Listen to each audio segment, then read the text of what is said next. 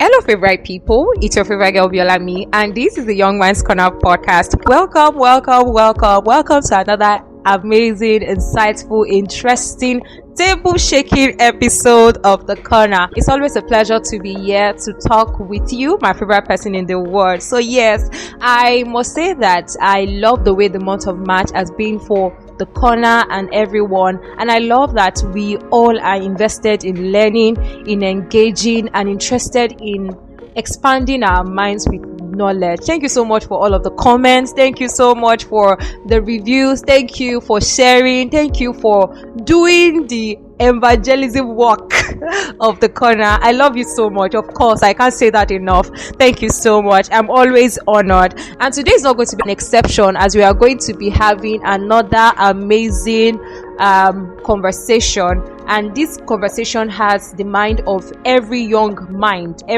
adult at heart.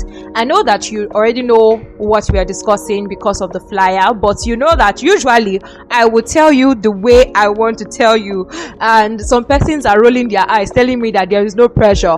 But as part of the unit member, I know that the pressure is getting worse by the day. And when I was trying to prepare for this particular episode, I thought to myself that it's not, I cannot have a young adult come talk about it. We have to have somebody who have been there, done that, somebody who have seen and can also give us insight into their generation and ours, because they are also visible to see it. The topic up for discussion today is the pressure to get it all figured out in your 20s. Somebody who have actually seen life from the upper generation and also seen life in this generation, someone who have actually envisioned it. And I thought to myself, who is the best person for this episode? Who can do justice to this episode? I'm really delighted and excited to have with me the sweetest, my sweet mama, Mrs. Patient Asore. Okay, so Mrs. Patient Asore is an excellent person in and out. And when I say in and out, she's excellent when you visit her mind and excellent when you look at her face. Are you joking with me? What? You can go to our page and go and see how beautiful she is. You will love it. She's a beautiful person on the inside, beautiful person on the outside. She's a business and personal coach. She's a business person. She's a mom and a wife. Someone who is very resourceful. Hi, Mama. How are you doing? I'm fine. Thank you so much. It's good to be here. Thank you for having me. I hope that we'll have this conversation and it will bless the hearts of all the listeners. Thank you. Thank you too. Thank you so much for coming. Thank you so much for deciding to honor The Corner with your presence. And personally, I'm really excited and happy that we are having this conversation, that I have to sit with you to have this conversation. So a little backstory, my corner mate. So I met Mama through a friend. I met her through a friend, and our first encounter was mind-blowing. Like, I was just seeing this woman talk and I'm like, goodness, where What are you crying? Yes, like I'm like, goodness, where's this wisdom coming from? Jesus Christ, where have I been all my life? Like, I was actually just thinking and wondering, wow, this is actually somebody full of wisdom. And when I was planning to create this particular episode, no other person came to mind, because I'm like, for somebody who can share with so much wisdom without even holding back, sharing like that, no, this person must visit The Corner by force, by fire. So yes, at The Corner, before we get into the conversation proper, we have to do some soft landing. So we would get into to know you a little bit before we have like serious conversation. Let's just see how it, so that my corner mates can know that I'm not joking when I said that this person is a resourceful person. So yes, also you're going to play the Ghana game towards the end of this conversation. So yes, are you ready? I am super ready. Let's go. Okay, so let's start with this. If your life were to be a scent, I like this one. If your life should be a scent, what would be the name and what would it smell like? I have a lot of options in mind, but I'm going to pick one. It would be Lancome's La Vie est Belle. It means life is beautiful. It's a floral, fruity, fabulous, bright, happy fragrance for women who are adventurous, who are not scared to get things done, who are bold and still maintain their feminine energy, right? The idea of being bold, confident, getting things done has to do with you being masculine, right? You can do all of that and maintain your femininity. Yeah. So La Vie est Belle today. That is beautiful. That's screaming luxury. Luxury. All right. So I know that you wear many hats. You are a business person, and the reason why she's saying that so much because she's deeply rooted when it comes to scents. She's invested in scents as well. So I know that you're an entrepreneur, you're a business person, you're a coach, you're into amazing things. Like I said, you wear various hats. And I just want to know, which of these roles did you figure out first? And what is the surprise you got? Which one of them surprised you the most? Okay. Awesome. The role that I figure out first. I've always known that I wanted to impact the lives of people. I've always known that I want people to experience me and feel something different. I've always known that I want to inspire people to want to do better in life and their choices. I've always known that. There were times where I used to say, I want to be a motivational speaker.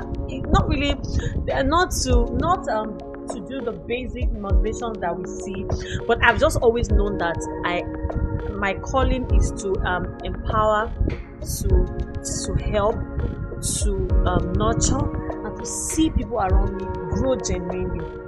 And the one that surprised me most is actually my current field. As I said, I'm an entrepreneur. I own a fragrance business and it's dear to my heart.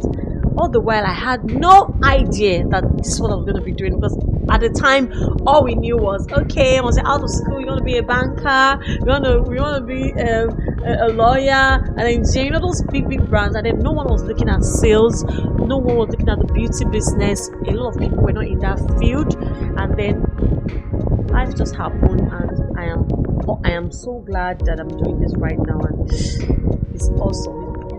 Absolutely, I love it. I love that. All right, so the next one is, what is something you wish someone told you in your early 20s about figuring life out that would have saved you some stress? I would say I wished that someone told me not to worry so much, because at the end of the day, worrying doesn't bring the solution that you need. You have to get up and get things done. So instead of worrying about what should I do, what will my future be like, what am I going to do, start by doing what you're meant to do. Start by focusing on what you're currently doing, and then be so good at it that people cannot take their eyes off you, right? So when you're worrying about, worrying about something is intrinsic, is within you, so it doesn't change the reality of what's going on, right? So what you want to do is to have a mind shift and say, instead of worrying about this, what next?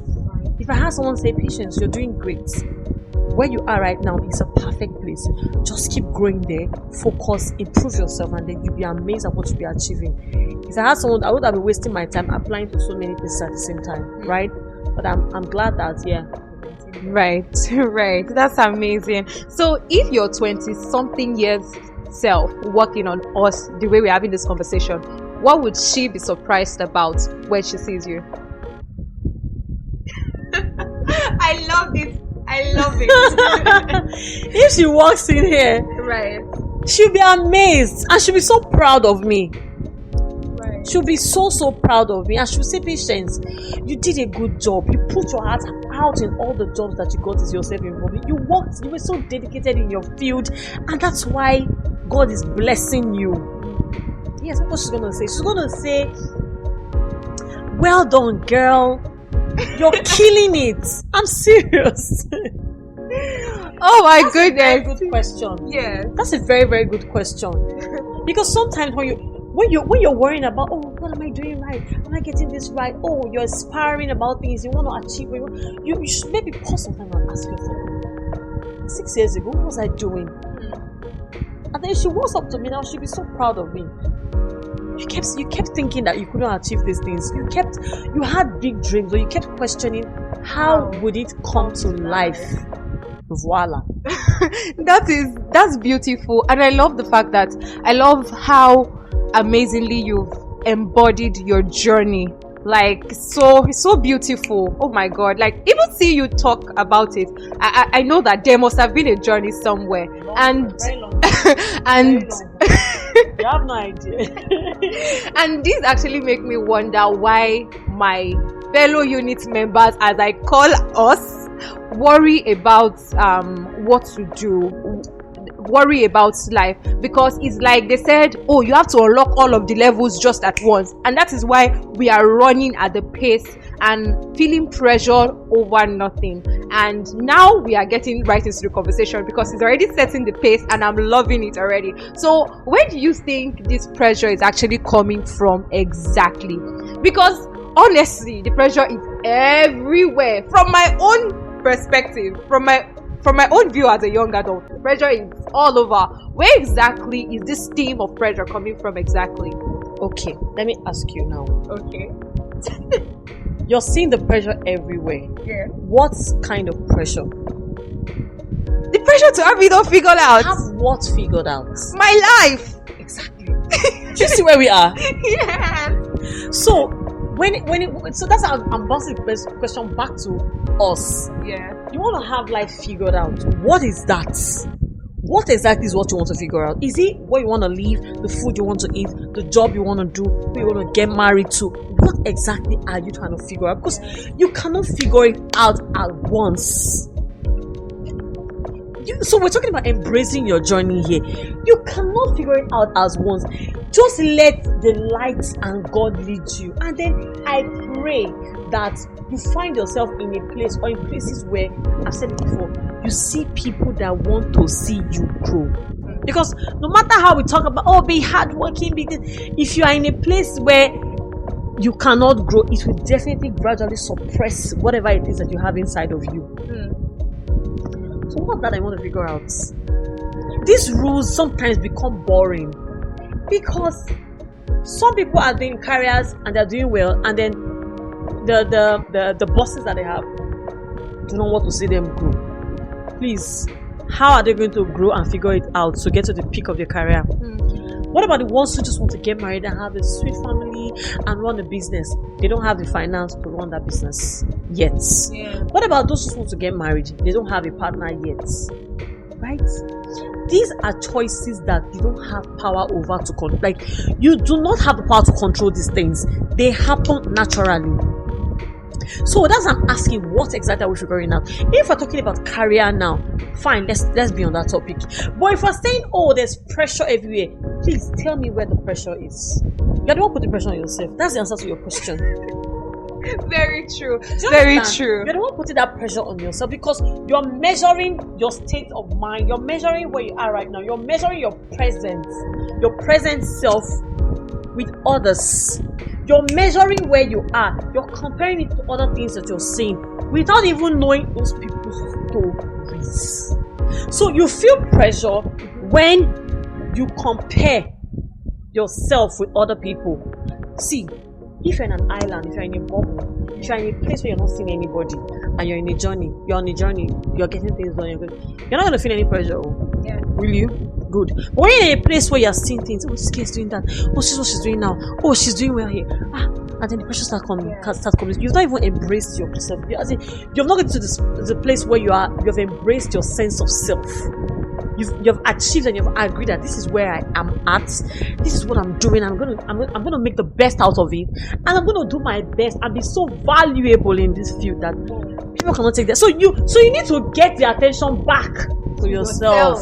That's actually very interesting, very profound, and I can absolutely relate, because from our own viewpoint, there is this, oh, I want to do this, and comparison is one thing that is actually crippling and making us go through pain. See, just that innate competition and comparison that you feel. Like I told you before, these things are very easy. It's not rocket science. It's very easy. Like, don't just do it.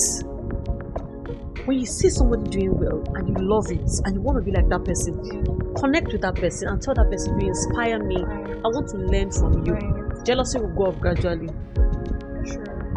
It's okay to look at people and admire them and say, I love to. I have people who are the likes of Viola Davis. I'm not an actress, but I love her. The act of Shafi Bello. I'm not an actress. I'm not like that, but I love her and I watch her and I just love her and I see what she does. I'm like, does that now say I should go for the next Nollywood audition? Oh my goodness. Do you get it now? I do. Absolutely. So the pressure is you're the one putting the pressure on yourself. And social media is also it's contributing. It's contributing. You have the power to make decisions that will close your mind off these things. It's within you to take control of these things. These things cannot have control over you because these things are tools. Right. They are tools. You have tools to make something. Those tools do not make you now. They are tools, so use them. Don't now make them become your god. Right? So social media is there to help you, not to become punishment to you. Like, hey, see this woman. Hey, she's having more followers than me.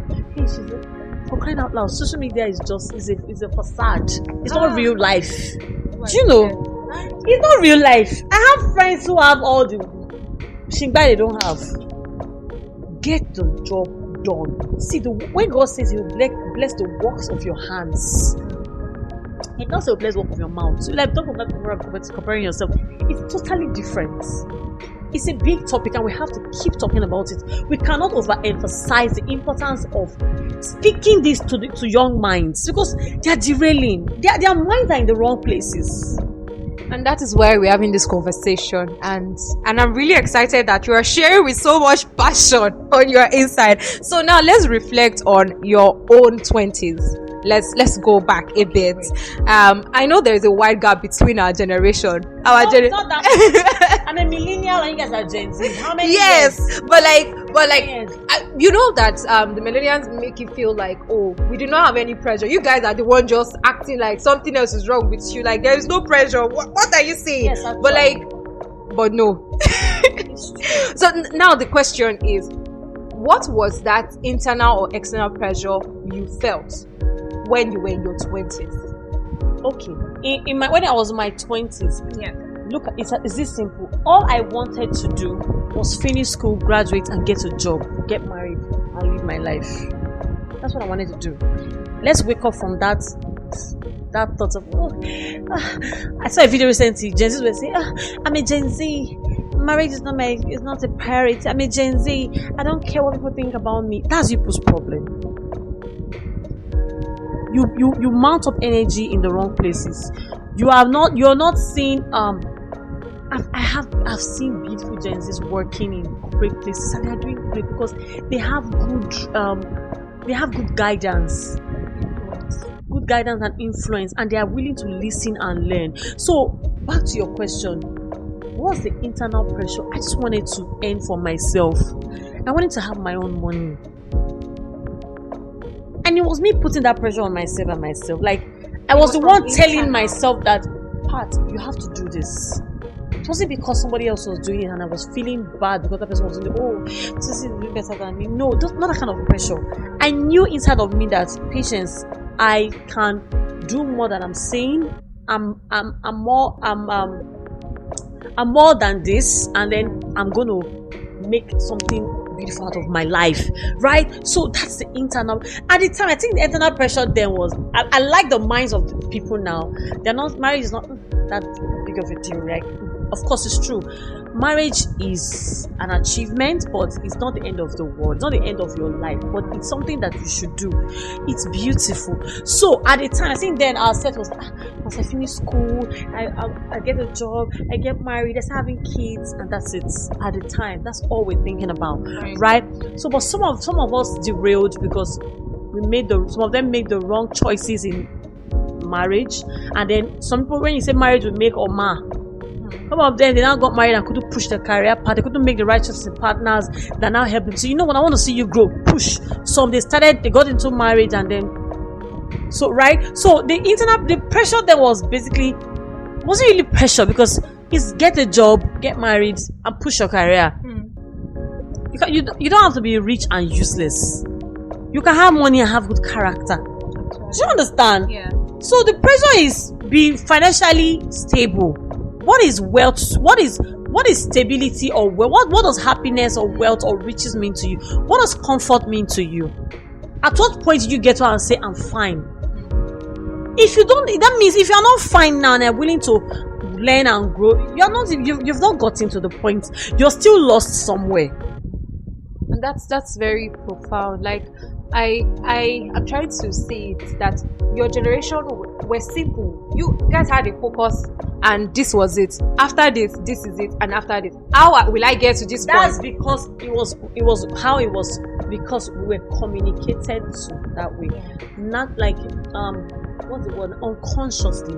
We all knew that, oh, you're out of school, you want to get a job, you want to get married, settle down, start raising kids.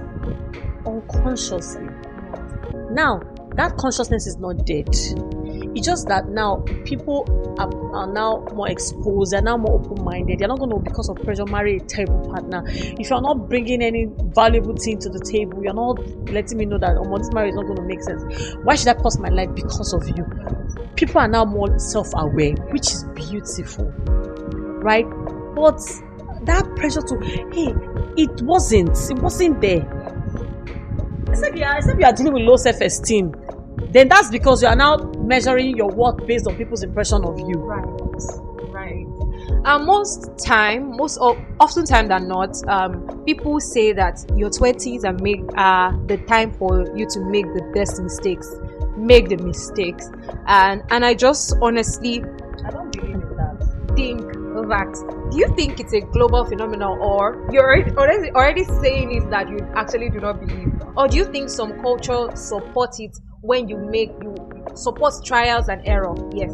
No, I heard something that was really sound. The person said that learn from other people's mistakes and then make your own experiences. Yes. So it has to do with a global phenomenon. This is your personal life of crying out loud. So we're not going to be linking it to other people, whatever the world thinks.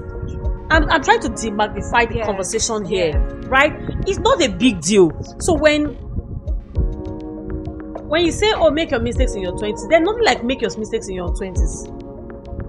There's nothing like that. If you make a mistake at 30, fine. If your mistake comes 19, great. If it's 20, fine. But ensure that you have guidance such that the people you're connected with, you're not making the same mistakes that they've made, and then you have a vision and you're working towards it. You're making smart goals. This is what I want to achieve. Okay, you make it measurable, achievable, reliable, time bound, relevant, right? You're making goals. Have a goal, have a vision. What do I want to be doing with my life? Sometimes you may even have a vision, and that's not the plan God even wants for you. So equip better yourself. Get yourself involved in beautiful things. Like equip yourself with knowledge. Empower yourself. Don't sit back and relax and wait that one person will come and save you. There's no charming prince coming from anywhere or no. Fix your life. Pick yourself up. Take decisions. Be bold about your moves and your steps. If you have a job, face it heads on. Do it well. Be diligent. You don't know who's watching.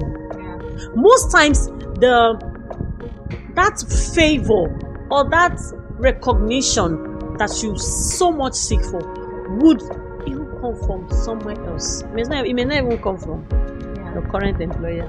Actually, that is very beautiful.